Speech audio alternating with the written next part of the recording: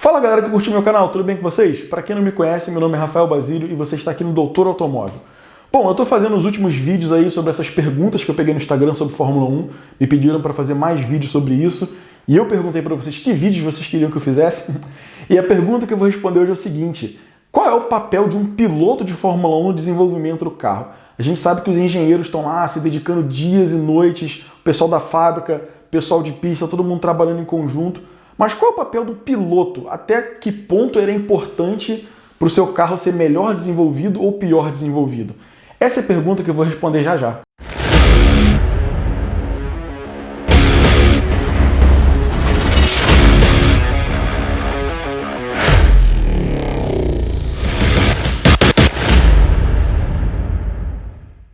Bom, galera, estamos de volta para falar um pouquinho aí sobre a importância do piloto no desenvolvimento de um carro de Fórmula 1.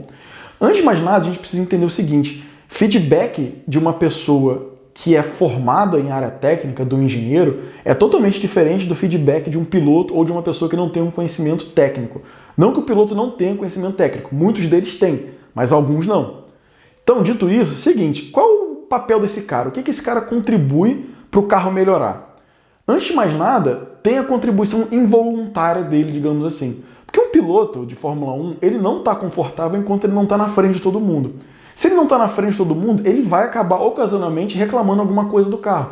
E aí ele vai acabar dizendo para o engenheiro: o carro está saindo de traseira, o carro está saindo de frente, não sei, a troca de marcha está muito lenta, tem que melhorar o software, alguma coisa. Ele vai reclamar de coisas que incomodam a ele. Eu já falei algum vídeo desses aí atrás dessa série de Fórmula 1, que é o seguinte: não adianta você ter um carro muito bom, não adianta você ter um piloto muito bom ao mesmo tempo, se essas duas coisas não casam. O piloto tem que se sentir confortável dirigindo o carro. Então o feedback que o piloto dá é uma das coisas mais importantes que tem para o engenheiro que está desenvolvendo. Porque o engenheiro, ele pegou um regulamento, pegou uma teoria que ele conhece e aplicou essa teoria. No mundo perfeito, o que o cara fez seria ótimo para aquele regulamento, seria um carro muito bom. Só que a gente não está no mundo perfeito. Pilotos diferentes guiam de maneira diferente o carro. E o feedback desse cara é o cara que vai alimentar o engenheiro com novas informações e falar: entendi, esse cara gosta de guiar de tal forma, então eu acho que um carro mais solto atrás seria melhor para ele, ou então não, eu acho que um carro mais na mão seria melhor para esse cara. Então a primeira grande contribuição dos pilotos é esse feedback involuntário que ele dá, reclamando, digamos assim, do carro. Outra coisa muito importante, que hoje é escasso, mas no passado, lá na década de 90, 80, era muito feita, são os testes de pista, que é basicamente você pegar o piloto, colocar dentro do carro e falar: anda 4 horas com esse carro na pista e me diz tudo que você está achando de ruim. Mais uma vez o feedback dele aí. Hoje esses testes são muito mais raros, a gente vê aí, talvez esse ano de 2021, acho que vão ser feitos 8 ou 10 testes, alguma coisa assim. E no passado não tinha limite, as equipes gastavam centenas de milhões de dólares em testes de pista para você melhorar o carro. Tem até uma curiosidade, eu não sei se vocês sabem, mas existe uma coisa chamada superlicença, que é a carteira de habilitação do piloto de Fórmula 1.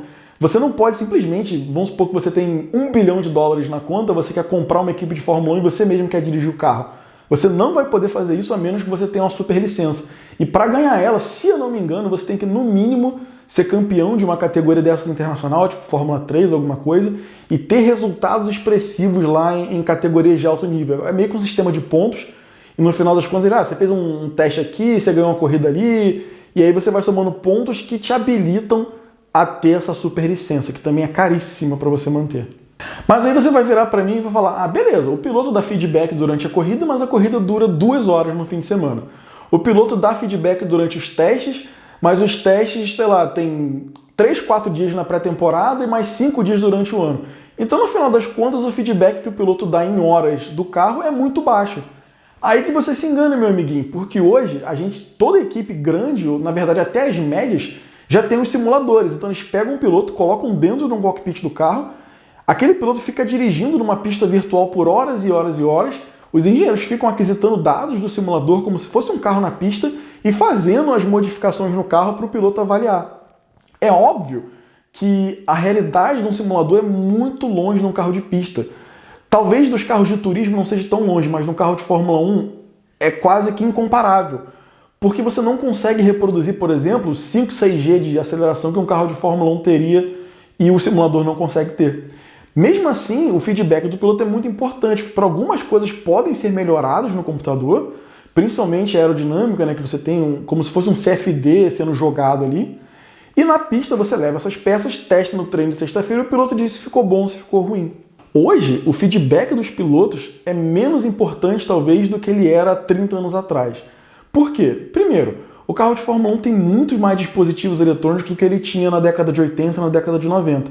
Então, o piloto, por mais que ele entenda de mecânica, muitas vezes ele não consegue dar um feedback porque o problema está naquele monte de botão que ele tem que apertar no volante.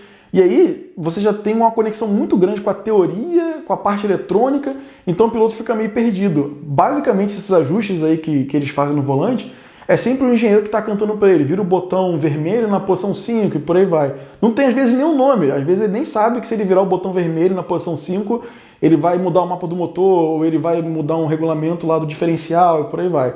Outra coisa importante de falar é o seguinte: o modelo de piloto que dirige um carro de Fórmula 1 hoje é muito diferente de um cara que dirigia há 30 anos atrás. Por quê? Hoje ele está preocupado com muitas outras coisas além de dirigir o carro. Ele tem que estar preocupado em abrir DRS, ele tem que estar preocupado em mexer em regulagem de mapa de combustível no volante, ele tem que estar preocupado em mexer em recuperação de energia da bateria para o carro não perder tempo. Então ele perde tanto tempo fazendo ajuste que ele tem menos tempo para sentir o carro. Se você pegar talvez um piloto da década de 80 e colocar no carro de hoje, ele vai bater o carro tentando virar os botões todos e parando de olhar para frente.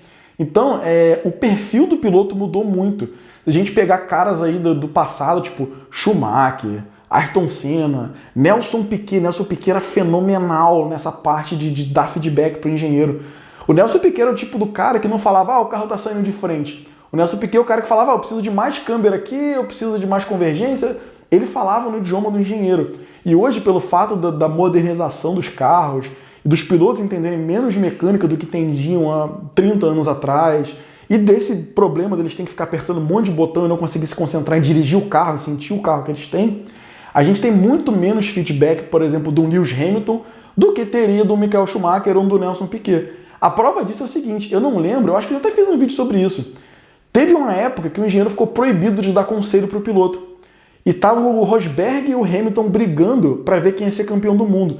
Nessa corrida, o Rosberg e o Hamilton tinham problemas no carro, o Rosberg conseguiu mexer nos botões ali e corrigir o carro para ele ganhar a corrida, e o Hamilton perdeu a corrida simplesmente porque ele não fazia ideia do que aqueles botões que estavam na frente dele faziam, ele só sabia que o carro dele estava com problema de potência, ele falava para o engenheiro que ele tinha um problema de potência e o engenheiro falava, Hamilton, infelizmente não posso te ajudar. Ele perdeu a corrida porque ele não sabia como o carro dele funcionava. É óbvio que não era o trabalho do Hamilton saber aquilo, tanto que essa regra foi banida depois. Mas está aí um grande exemplo de que hoje os grandes pilotos eles têm uma qualidade de feedback técnico muito pior do que os pilotos da década de 80 e 90 tinham. Bom, galera, acho que o vídeo de hoje se alongou um pouquinho. Não se esqueça de se inscrever aqui no canal aqui embaixo, ativar o sininho das notificações. E se você tiver mais perguntas de Fórmula 1, deixa aqui nos comentários. Quem sabe eu não respondo a sua pergunta no próximo vídeo. Um abraço para vocês e até a próxima.